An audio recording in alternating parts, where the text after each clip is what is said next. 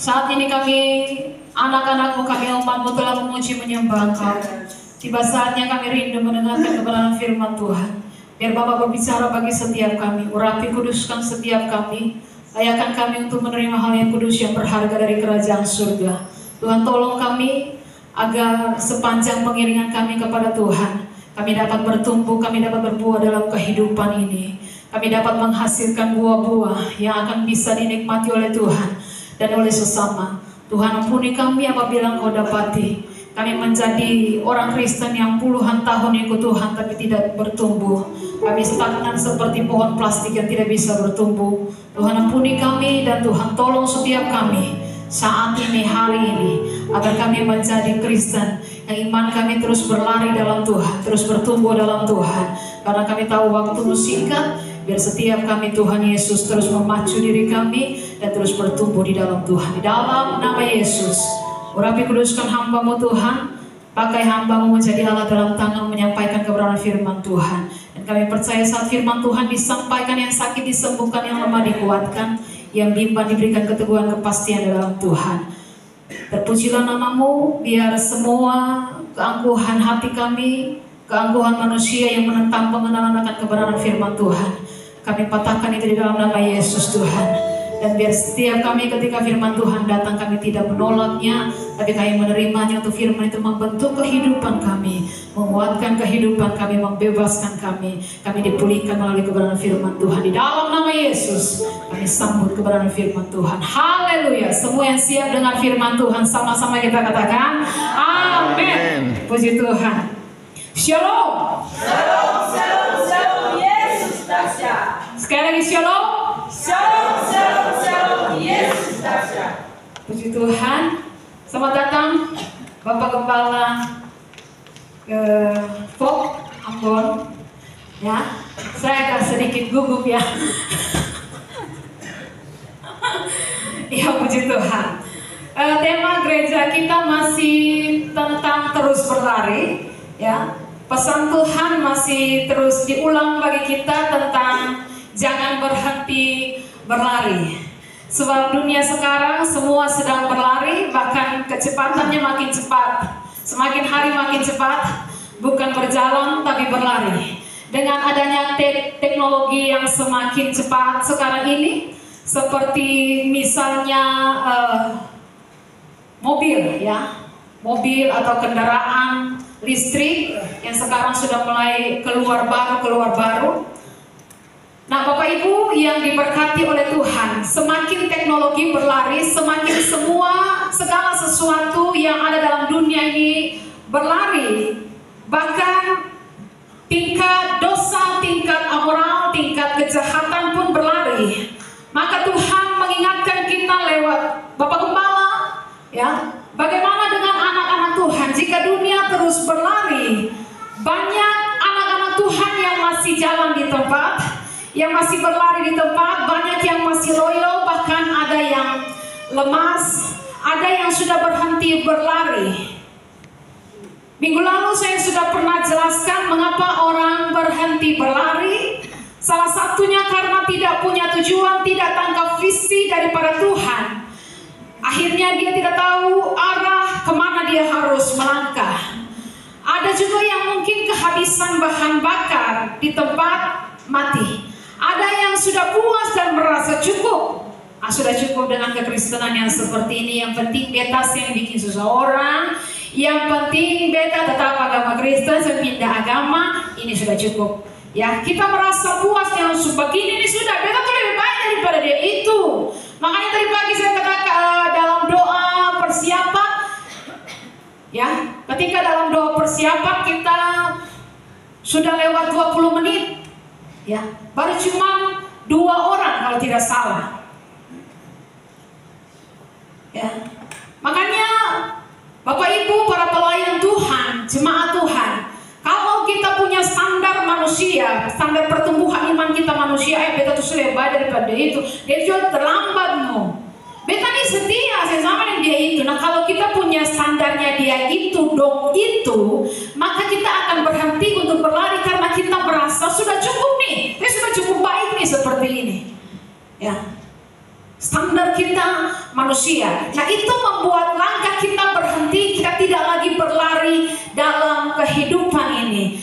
Nah, Bapak Ibu, pesan Tuhan selama sebulan ini dari awal Maret hingga sudah mau akhir Maret ini, jelas Tuhan mau jemaat Tuhan GBI Hati Hamba Songlaki untuk terus berlari. Ayub 14 ayatnya yang ke-7 hingga ayatnya yang ke-10. Ayub 14 ayatnya yang ke-7 hingga ayatnya yang ke-10. Kalau Bapak Ibu sudah dapat, saya ajak kita semua bangkit berdiri dan kita akan baca firman Tuhan secara bersama-sama. Ayub 14 ayatnya yang ke-7 hingga ayatnya yang ke-10. Kalau Bapak Ibu tidak keberatan, saya minta yang wanita akan baca mulai dari ayatnya yang ke-7 bergantian dengan pria di ayatnya yang ke-8 hingga ayat 10 kita baca secara bersama-sama. Mari yang wanita 1, 2, 3. Karena bagi pohon masih ada harapan, apabila ditebang ia bertunas kembali dan tunasnya tidak berhenti tumbuh. Apabila akarnya menjadi tua di dalam tanah dan tumbuhnya mati di dalam debu, maka dia diciumnya air dan dibelokkannya ranting seperti semai. Sama-sama. tetapi bila manusia mati, maka tidak berdayalah ia. Bila orang binasa, di manakah ia? Amin. Itu firman Tuhan. Bapak Ibu dipersilakan duduk kembali. Ini firman Tuhan yang ditulis oleh Ayub, ya.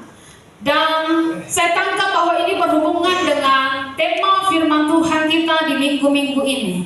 Ayub membandingkan manusia dengan ciptaan makhluk hidup yang lain seperti pohon. Dikatakan dalam ayat ini pohon pun masih bisa bertumbuh, pohon pun masih bisa menghasilkan regenerasi. Ini manusia bagaimana? Ayub merasa pada waktu itu keadaannya masih hidup, tapi seperti sudah mati. Karena bagi pohon masih ada harapan. Apabila ditebang, ia bertunas kembali dan tunasnya tidak berhenti tumbuh. Nah, saya mendapatkan beberapa poin penting di sini supaya kita jangan berhenti berlari atau bertumbuh dalam iman kita kepada Tuhan.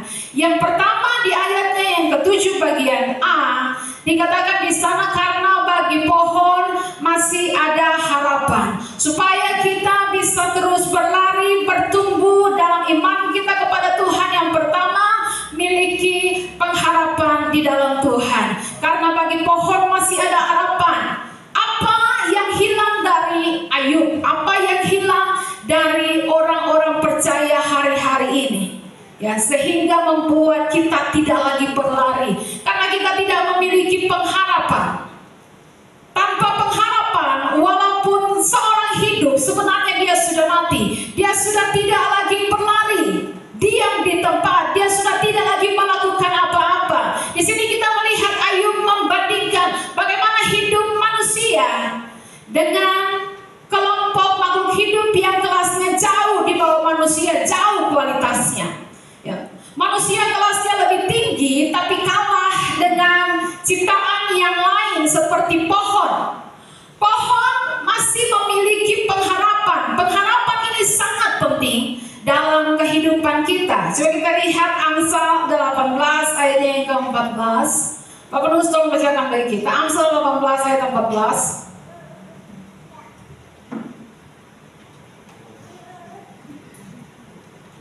Demikian firman Tuhan, orang yang bersemangat dapat menanggung penderitaannya, tetapi siapa akan memulihkan semangat yang patah?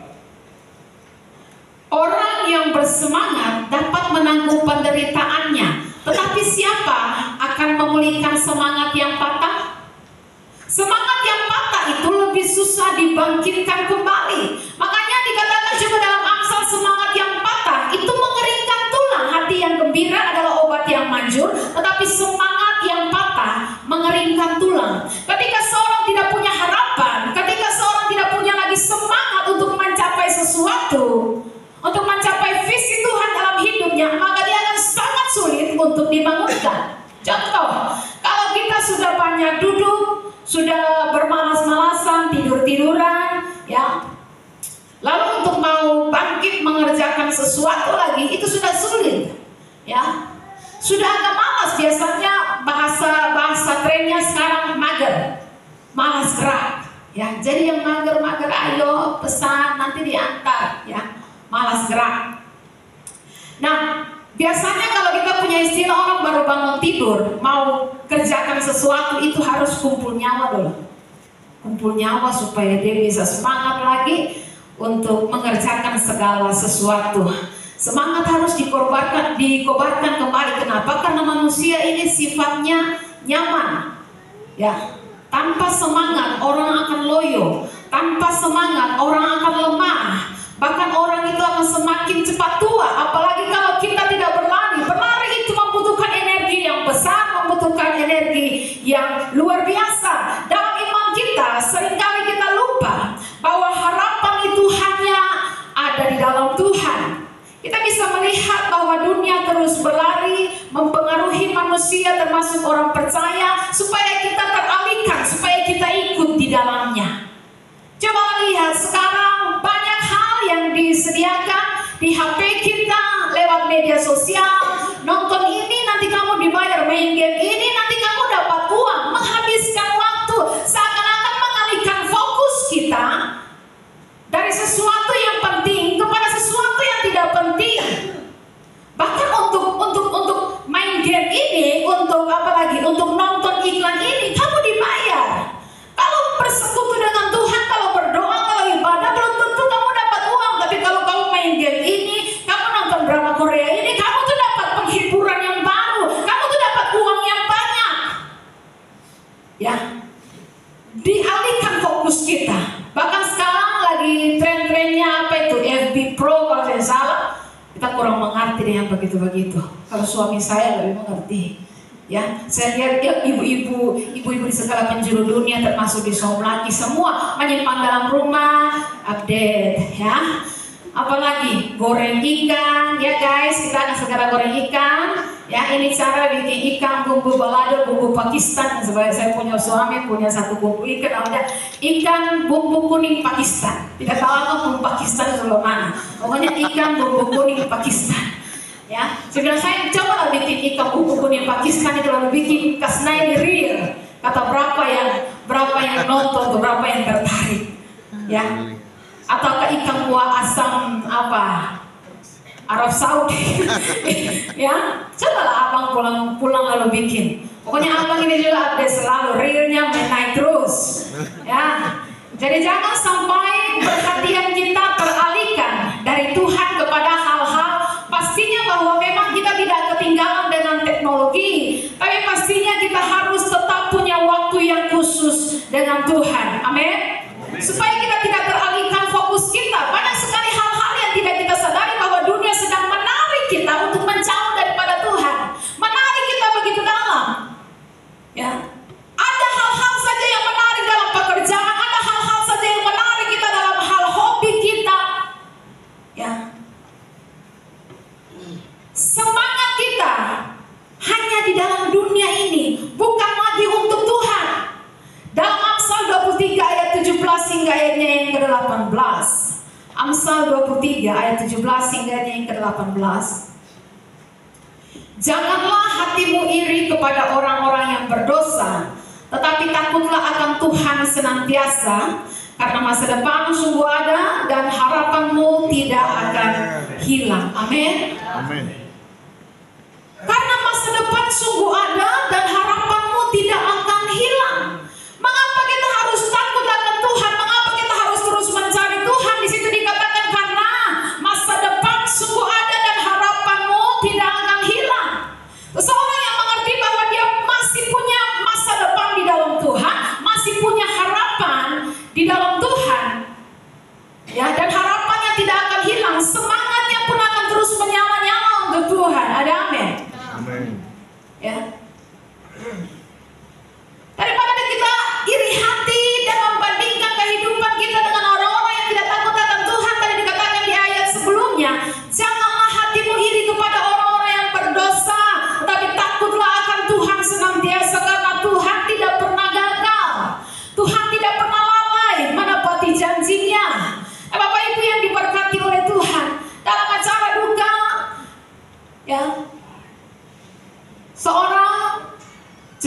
yang sekarang sudah tahun kemarin dilantik menjadi pendeta gereja GPI, suaminya barusan meninggal. Dan kita ada di sana dalam malam penghiburan, ya.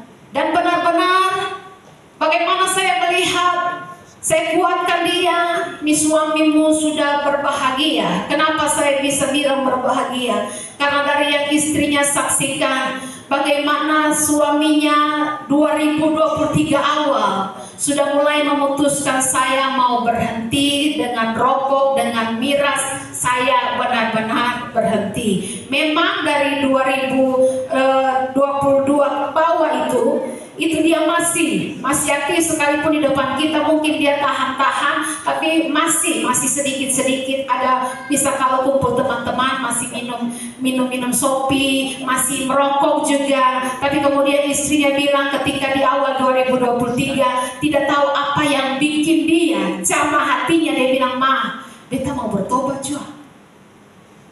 Dia bukan baru bertobat, dia sudah dibaptis tahun berapa itu ya? Dia sudah cukup lama, ya. Dia sudah dibaptis cukup lama. Tapi kemudian baru 2023 awal, sebelum didoakan pelepasan, karena saya pikir setelah doa pelepasan baru dia benar-benar pulih. Tapi ternyata istrinya bilang tidak, sebelum itu dia sudah memutuskan, "Ma, kita mau bertobat sungguh-sungguh, kita mau tinggal rokok dan miras dan semua, kita punya kebiasaan yang tidak baik, kita mau tinggal." Dan akhirnya benar-benar dia ambil keputusan, didoakan pelepasan bagi suami istri, dan mereka terus hidup sungguh-sungguh, dikirimkan ke tempat rintisan mereka di Wat Muri. Ya, istrinya bilang di sana justru dia lebih aktif dari saya. Dia lebih aktif untuk memberitakan Injil buat teman-temannya. Dia serukan pertobatan untuk semua teman-teman di kampungnya. Dia lebih aktif, makanya waktu dia dipanggil pulang oleh Tuhan, saya bilang buat Tuhan, "Tuhan, saya butuh dia. Sekalipun memang saya sudah merelakan, tapi Tuhan, saya butuh dia karena dia lebih aktif. Dia sangat aktif untuk memberitakan firman Tuhan, untuk bagaimana merangkul teman-temannya." Ya. Tetapi kemudian saya kuatkan dia. Saya bilang dia sudah berbahagia bersama-sama dengan Tuhan. Karena apa yang telah dia persiapkan dalam seluruh kehidupannya sepanjang 1 tahun terakhir, memang benar-benar dia hidup sesuai dengan kehendak Tuhan. Maka percayalah, dia berbahagia. Alkitab berkata dalam Wahyu bahwa kematian orang yang di dalam Tuhan itu berbahagia. Ya, berkati oleh Tuhan.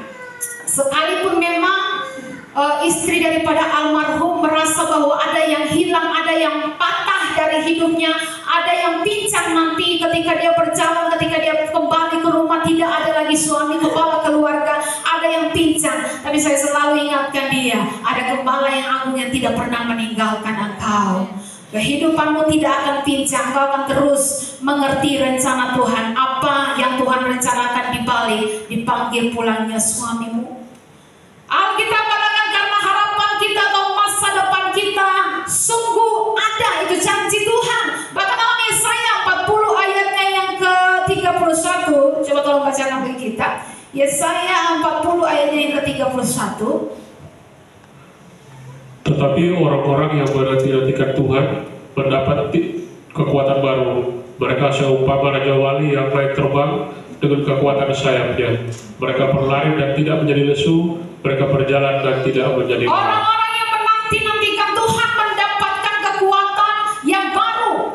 Orang yang menantikan Tuhan akan terus memiliki kekuatan yang baru. Kekuatannya terus diperbarui.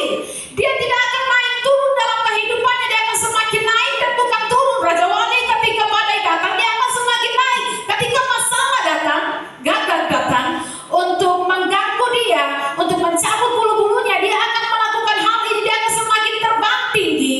Dalam ketinggian yang sedemikian tinggi, gagal tidak bisa bernafas dan gagal akan jatuh sendiri. Bagaimana dengan kehidupan kita?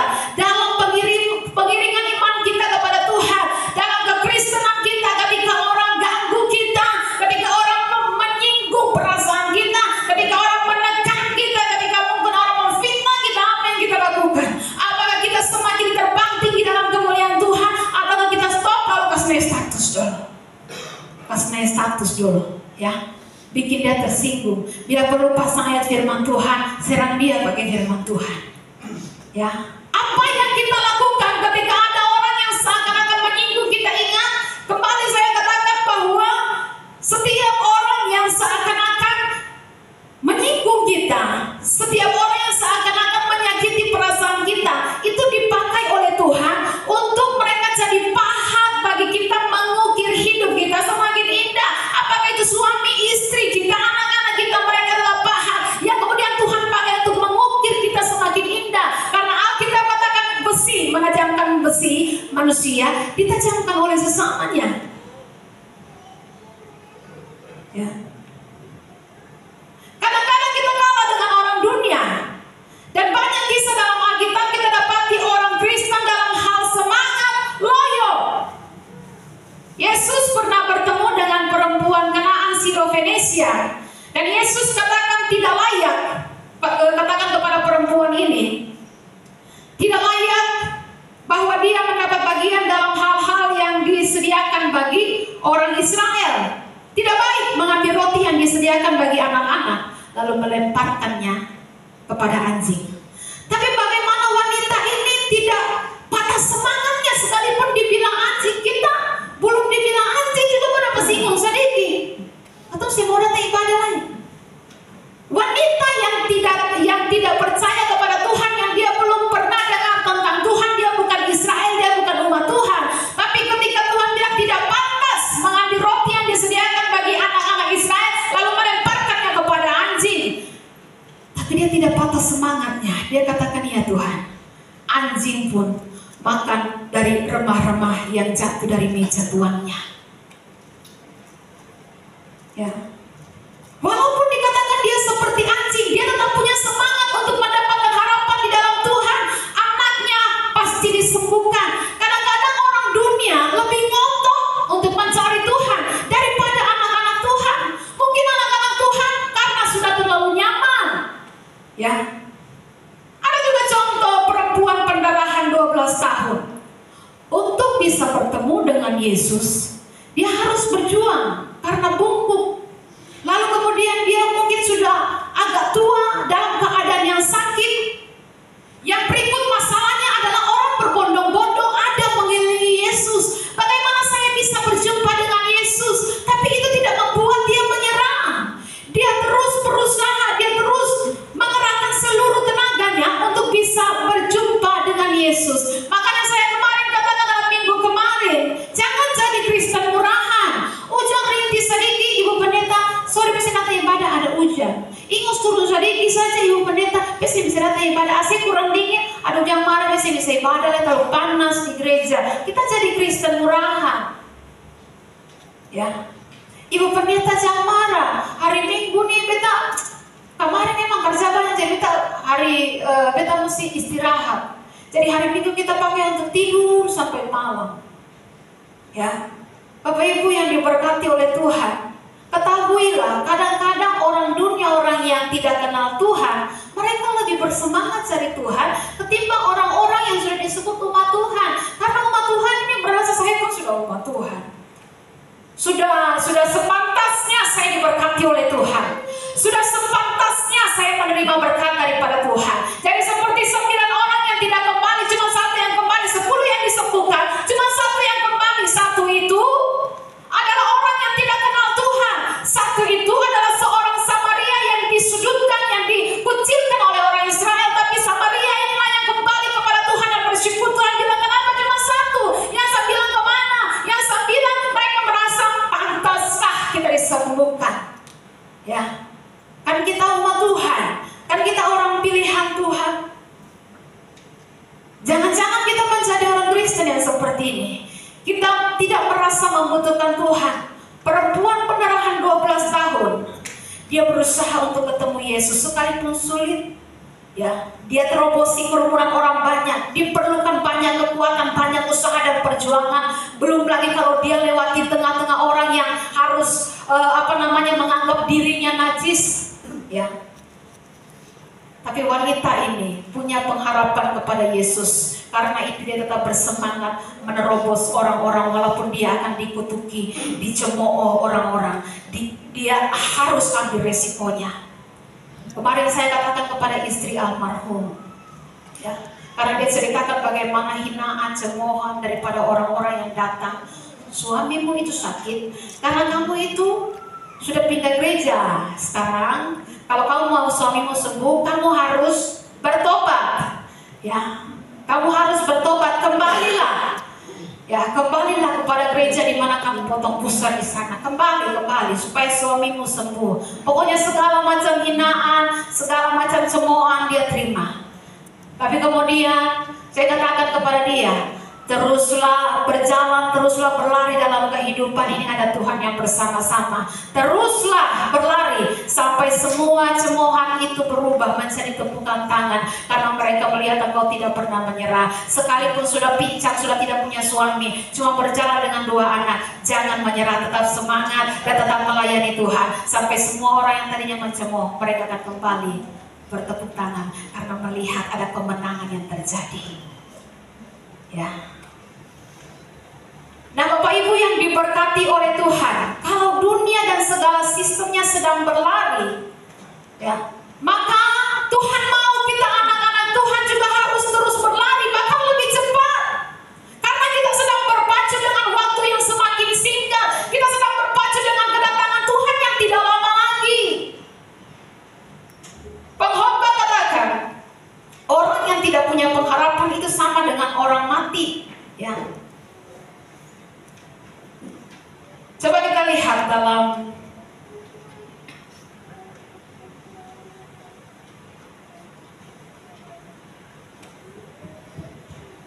Pengkhotbah 9 ayatnya yang keempat. Coba tolong bacakan bagi kita. Tetapi siapa yang termasuk orang hidup mempunyai harapan, karena anjing yang hidup lebih baik daripada singa yang mati. Anjing yang hidup lebih baik daripada singa yang mati. Anjing itu kualitasnya bukan di bawah, jauh di bawah singa. Ya, kalau dibandingkan dengan singa, anjing itu kualitasnya sangat jauh di bawah singa. Tapi dikatakan bahwa anjing yang hidup lebih baik daripada singa yang mati. Itu menggambarkan orang yang kehilangan pengharapan. Itu sama dengan orang yang mati. Jadi yang pertama, supaya kita bisa terus berlari dalam hidup ini, kita harus tetap punya pengharapan di dalam Tuhan, supaya kita jangan berhenti untuk berlari. Yang kedua, supaya kita bisa terus berlari dan jangan berhenti dalam kehidupan pengiringan kita kepada Tuhan. Yang kedua, ayatnya yang ke-9 dari Ayub 14, pembacaan kita tadi. Ayub 14 ayatnya yang ke-9 bagian A, coba tolong dibacakan.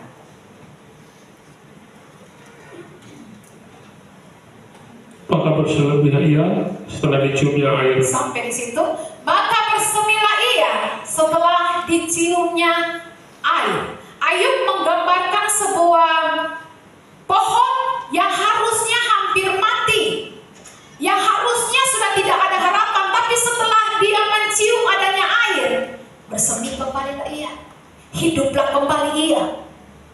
Ya, ada satu istilah biologi, hidrotropisme. Di sini kan ada lulusan-lulusan biologi murni, ada beberapa ya, ada 2 kalau tidak salah. Kalau saya salah, tolong dikoreksi. Ya, itu artinya pergerakan akar mencari air. Tapi jangan salah, saya juga waktu SMA saya kelas IPA, jadi saya bisa mengerti sedikit lah. Ya, pergerakan akar mencari air. Misalnya kalau ada air tempat yang lembab di sebelah kanan, akarnya akan bergerak ke sebelah kanan untuk mencari air. Kalau tempat yang lembab di sebelah kiri, maka akarnya akan bergerak ke sebelah kiri untuk mencari air. Ya, dia akan menembus kalau airnya di bawah tanah, akarnya akan menembus sampai ke bawah tanah hanya untuk mendapatkan air. Bagaimana sebuah pohon, sebuah ciptaan yang jauh kelasnya di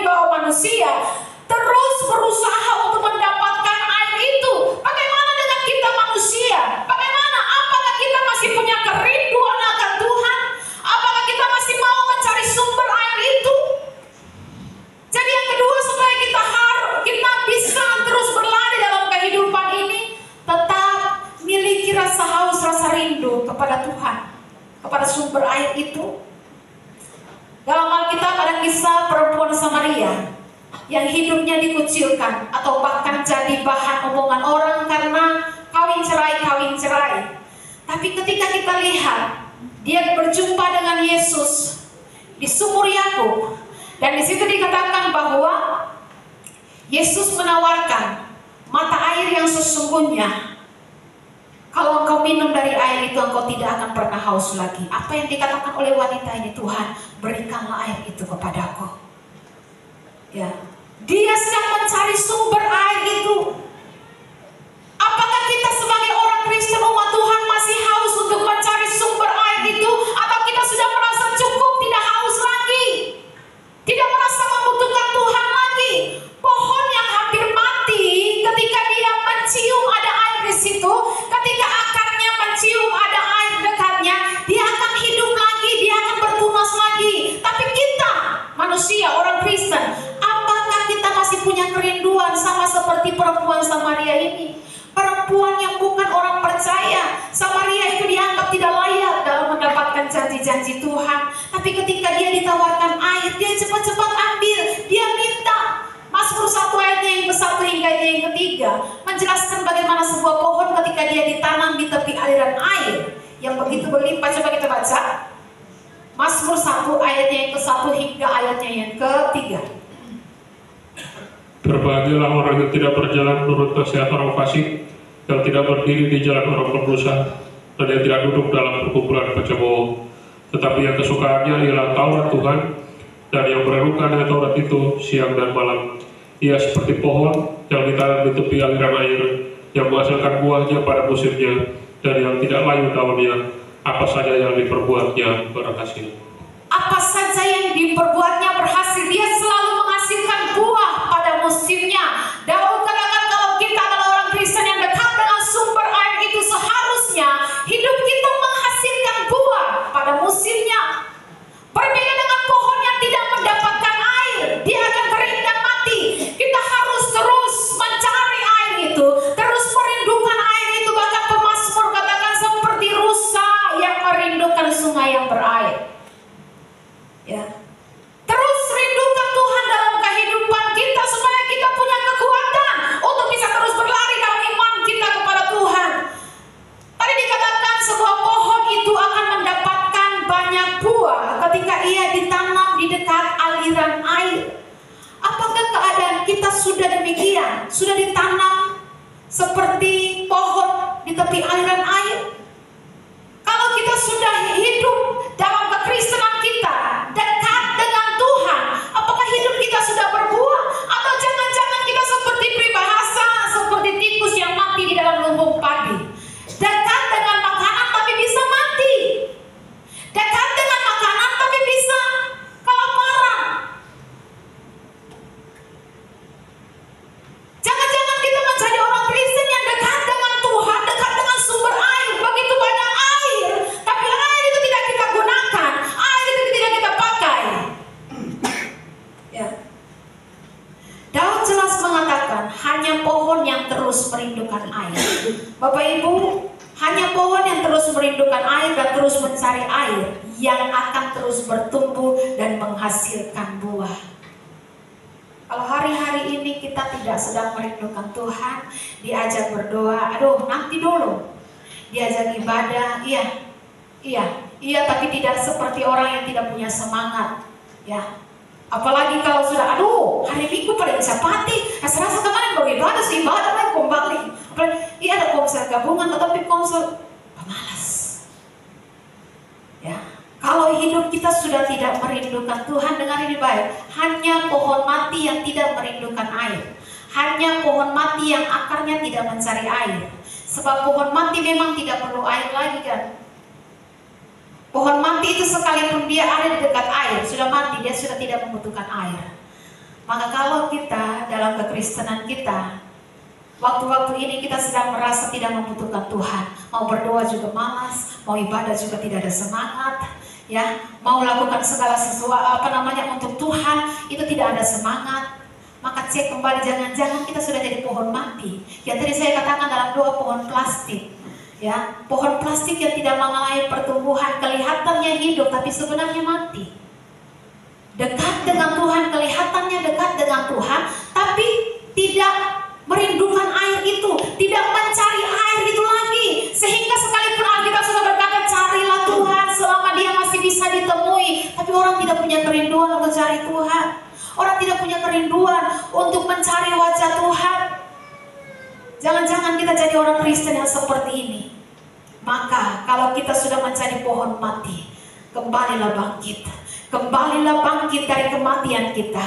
Alkitab katakan pohon yang masih terus mencari air, dia akan terus bertumbuh besar. Pohon yang masih terus merindukan air, dia akan bertumbuh dan berbuah, dan akan terus menghasilkan buah-buah yang bisa dinikmati oleh semua orang. Jadi yang kedua, apakah kita masih memiliki kehausan akan kebenaran firman Tuhan, akan hadirat Tuhan? Cek kembali kehidupan kita. Yang ketiga, supaya kita terus berlari dalam kehidupan iman kita kepada Tuhan. Yang ketiga, miliki pertumbuhan. Di ayatnya yang ke-7 bagian B, Ayub 14 ayatnya yang ke-7 bagian B, ia bertunas kembali. Ya, Ayub 14 ayat 7, apabila ditebang, ia bertunas kembali, dan tunasnya tidak berhenti tumbuh. Jadi sekalipun dipotong, dia akan terus tumbuh, tidak berhenti bertunas. Saudara kalau punya pohon kelor di rumah, kelor itu kan tidak ada buah. Tapi maksudnya pohon kelor itu, kalau kita patah, dia akan tumbuh lagi tunas yang baru. Demikian pula dengan pohon-pohon yang lain. Selagi dia masih mendapatkan air, sekalipun dipatah, dia akan terus tumbuh tunas yang baru. Bertunas kembali dan tidak berhenti untuk tumbuh. Bagaimana dengan kita ketika masalah tantangan datang seperti dibersihkan, dipatah? Bagaimana dengan kita? Apakah kita berhenti untuk bergerak? Yang namanya bertumbuh itu ada pergerakan. Pergerakan naik, pergerakan untuk bertumbuh. Dia tidak diam di tempat. Apakah kehidupan kekristenan kita saat ini sedang diam di tempat, tidak mengalami pertumbuhan? Ayatnya yang ke-9 bagian B dikatakan, coba tolong baca Ayub 14 ayatnya yang ke-9 bagian B. Dan dikeluarkannya ranting seperti semai. Ya. Dan dikeluarkannya ranting seperti semai. Jadi pohon ini tidak akan pernah berhenti untuk bertunas, bertumbuh terus, sekalipun mengalami dipatahkan, sekalipun mengalami dibersihkan, ada yang dipotong keluar, tetap keluar tunas yang baru. Seorang yang berhenti bertumbuh akan menjadi cebol kan dalam pertumbuhannya. Ya. Nah karena itu Bapak Ibu yang diberkati oleh Tuhan, teruslah bertumbuh agar kita bisa berbuah. Kita harus bertumbuh. Untuk bisa bertumbuh, kita harus dapat air terus menerus, dekat dengan sumber air itu. Jangan pernah kita bosan-bosan dalam mencari Tuhan, membangun persekutuan yang intim dengan Tuhan. Sebab dalam hadirat Tuhanlah kita bisa kuat untuk mengalahkan setiap tantangan persoalan dalam kehidupan kita. Ada amin? Orang Kristen yang tidak hidup dekat dengan Tuhan, yang tidak hidup dalam hadirat Tuhan, yang tidak merasa membutuhkan Tuhan, perhatikanlah, sebentar lagi engkau akan jatuh. Sebentar lagi engkau pasti akan jatuh di dalam dosa. Ya, karena engkau tidak kuat. Pastikan bahwa hubungan kita intim dengan Tuhan, tinggal di dalam Tuhan dan Tuhan tinggal di dalam kita. Bapak Ibu, kalau hari-hari ini engkau tidak merindukan Tuhan, pastikan bahwa kembalikan itu kerinduan kepada Tuhan. Bahkan Alkitab katakan dalam kitab Wahyu bahwa engkau yang sudah mulai tidak punya semangat, engkau yang sudah mulai tidak punya kasih yang mula-mula, kembali hidupkan kasih yang mula-mula itu. Kalau tidak, aku akan datang kembali dan mengambil kaki dia dari tempatnya. Berbicara tentang kehadiran Tuhan, ketika kita tidak lagi merindukan Tuhan, maka Tuhan akan meninggalkan kehidupan kita. Pastikan kita menjadi orang-orang Kristen yang merindukan Tuhan. Kita ada di 2024, di zaman dimana kita sangat dekat dengan kedatangan Tuhan. Kalau Rasul Paulus, orang yang masih hidup jauh dari kedatangan Tuhan, dia begitu merindukan Tuhan sehingga dia berkata, aku melupakan semua apa yang di belakangku, mengarahkan diri ke depanku, lalu berlari dengan begitu cepat. Karena itu pastikan setiap kita di tempat ini Bapak Ibu. Kalau Rasul Paulus di zaman yang masih begitu jauh dengan kedatangan Tuhan, dia katakan, aku tidak menganggap aku telah memperolehnya atau